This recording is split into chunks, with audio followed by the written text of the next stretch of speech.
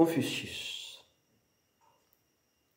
chapitre 9, page 54.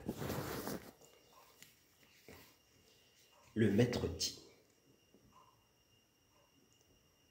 comment pourrait-on rejeter une admonestation? L'essentiel serait pourtant d'en tirer les conséquences et de nous amender. Comment ne pas nous réjouir en entendant des mots d'approbation? L'essentiel serait pourtant d'en comprendre les mobiles. Je n'ai que faire de ces gens qui se réjouissent étourdiment d'être approuvés, ou qui acceptent les admonestations sans s'amender. 25. Le maître dit: avant toute chose, cultivez la fidélité et la bonne foi. Ne recherchez pas l'amitié de ceux qui ne vous valent pas. Quand vous fautez, n'ayez pas peur de vous corriger. 26. Le maître dit: on peut priver une armée de son général en chef. On ne saurait priver le dernier des hommes de son libre arbitre.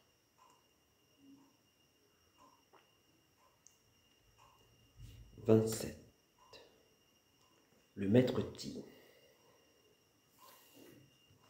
seul Zilu est capable de se tenir en haillons aux côtés de gens vêtus de fines fourrures, sans en éprouver le moindre embarras. Sans jalousie et sans convoitise, comment ne serait-il excellent? De ce jour, Zilu n'eut plus que ces deux vers à la bouche. Le maître dit: ce n'est pas avec cette seule formule que tu atteindras l'excellence. 28. Le maître dit: vienne l'hiver et vous découvrez la verdeur du pin et du cyprès. 29. Le maître dit: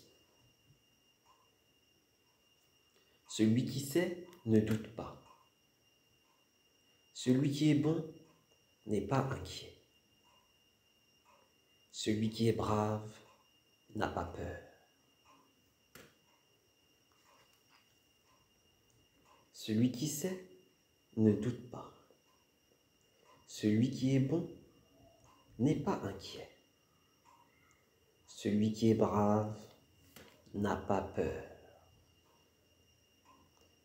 30. Le maître dit: il y a des gens avec qui on peut étudier, mais dont on ne saurait partager la foi. Il y a des gens dont on partage la foi, mais avec qui on ne saurait collaborer. Il y a des gens avec qui on peut collaborer, mais dont on ne saurait partager le jugement. 31. La fleur de cerisier vole et vit. Ce n'est pas que je ne pense à toi, mais tu habites si loin.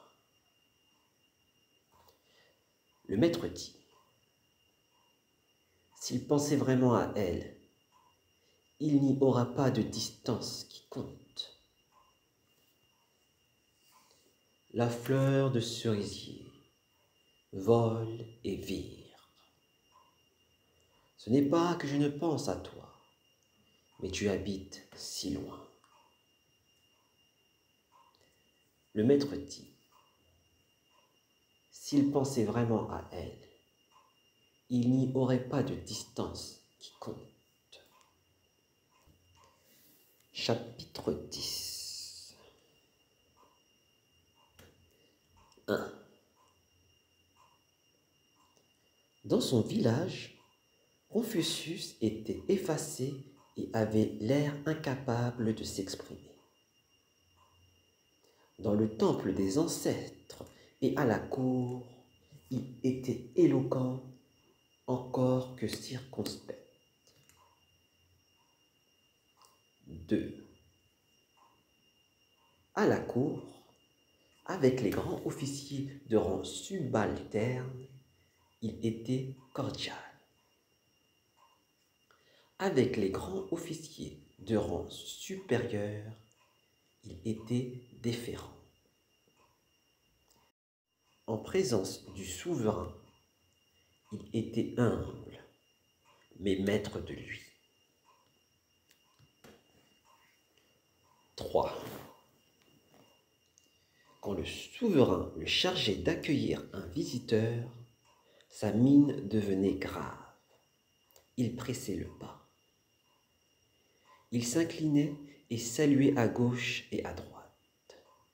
Les basques de sa tunique dansaient au rythme de son mouvement. Il s'avançait avec une célérité ailée. Quand le visiteur s'était retiré, il ne manquait pas d'annoncer « Le visiteur est parti ».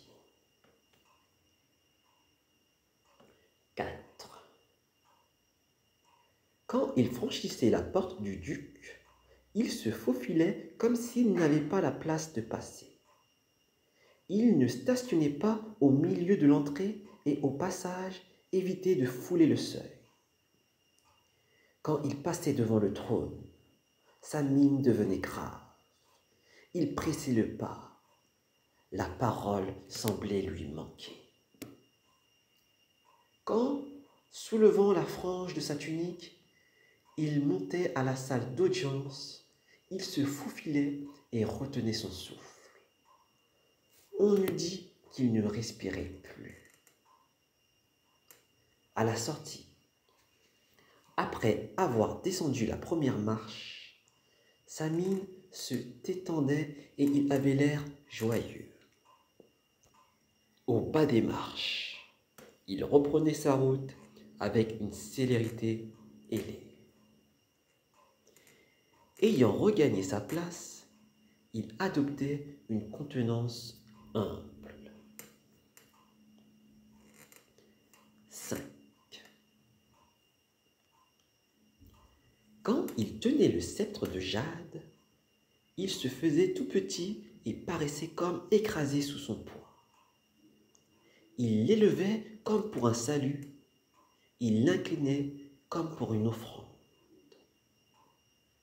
Sa gravité marquait la crainte. Il marchait à petits pas et comme s'il suivait une course rigide. À la cérémonie de la remise des cadeaux, il avait une mine débonnaire. À l'audience privée, il était jovial. 6. Un gentilhomme ne met pas de revers mauve ni violet à sa tunique. Pour ses vêtements d'intérieur, il n'emploie ni la couleur rose ni la couleur pourpre. En été, il est légèrement vêtu de toile fine ou fruste qu'il porte au-dessus de son sous-vêtement. Avec une tunique noire, il porte une peau d'agneau. Avec une tunique blanche, une peau de daim. Avec une tunique jaune, une peau de renard. Sa fourrure d'intérieur est longue, mais avec la manche droite plus courte. Sa chemise de nuit lui vient jusqu'aux genoux. À la maison, il se sert d'épaisses fourrures de renard et de martre. Sauf quand il est en deuil, il porte toutes ses pendeloques. Tous ses vêtements sont coupés, sauf les robes rituelles. Aux funérailles, Il ne porte ni toque d'agneau, ni barrette de soie noire. Au nouvel an, il doit se rendre à la cour en tenue de cour.